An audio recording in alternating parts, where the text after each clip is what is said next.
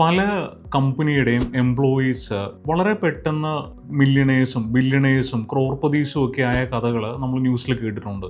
ഫ്ലിപ്കാർട്ട്, നൈക്ക, സൊമാറ്റോ പോലെ പല കമ്പനികളും. അപ്പോൾ ഇവരെങ്ങനെ ആവുന്നതെന്ന് വെച്ച് കഴിഞ്ഞാൽ ഇവർക്ക് ഇവരുടെ കമ്പനി ESOP ഇഷ്യൂ ചെയ്തിട്ടുണ്ട്.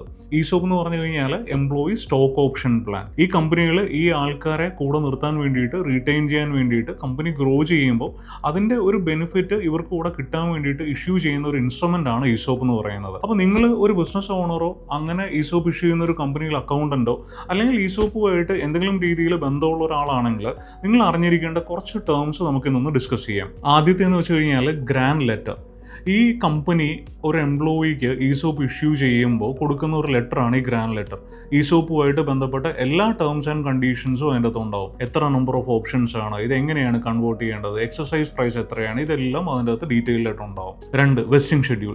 വെസ്റ്റിംഗ് ഷെഡ്യൂൾ എന്ന് പറയുന്നത് ഇപ്പോൾ ഒരു കമ്പനി കൊടുക്കാൻ ഉദ്ദേശിക്കുന്നത് 400 ഓപ്ഷൻസ് ആണ്. ഇത് 4 വർഷം കൊണ്ടാണ് വെസ്റ്റ് ചെയ്യുന്നത് ഈ എംപ്ലോയിക്ക് കിട്ടുന്നതെന്നുണ്ടെങ്കിൽ വെസ്റ്റിംഗ് ഷെഡ്യൂൾ എന്ന് പറയുന്നത് 4 ആണ്. 3, ക്ലിഫ്. ക്ലിഫ് എന്ന് പറയുന്നത് പലപ്പോഴും ഈ കമ്പനി ഡിസൈഡ് ചെയ്യും ഒരു പീരീഡിന് ശേഷം മാത്രമേ വെസ്റ്റിംഗ് സ്റ്റാർട്ട് ചെയ്യത്തുള്ളൂ.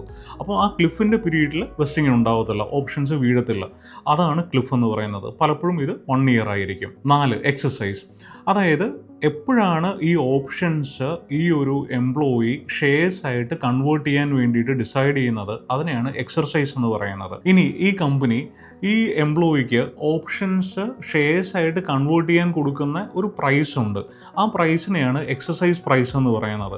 അത് പലപ്പോഴും ഒരു നോമിനൽ വാല്യൂ ആയിരിക്കും. ഇനി അടുത്ത് അറിഞ്ഞിരിക്കേണ്ട ഒരു ടേമാണ് ഫെയർ മാർക്കറ്റ് വാല്യൂ.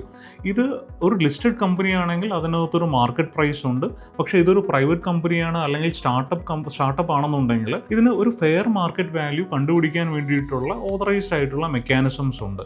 ആ കമ്പനിയുടെ ആ സമയത്ത് മാർക്കറ്റിലെ വാല്യൂ ആണ് ഫെയർ മാർക്കറ്റ് വാല്യൂ എന്ന് പറയുന്നത്. അപ്പം നിങ്ങൾ നിർബന്ധമായിട്ടും അറിഞ്ഞിരിക്കേണ്ട ESOPുമായിട്ട് ബന്ധപ്പെട്ട കുറച്ച് ടേംസ് ആണ് നമ്മളിന്ന് ഡിസ്കസ് ചെയ്തത്. Thank you.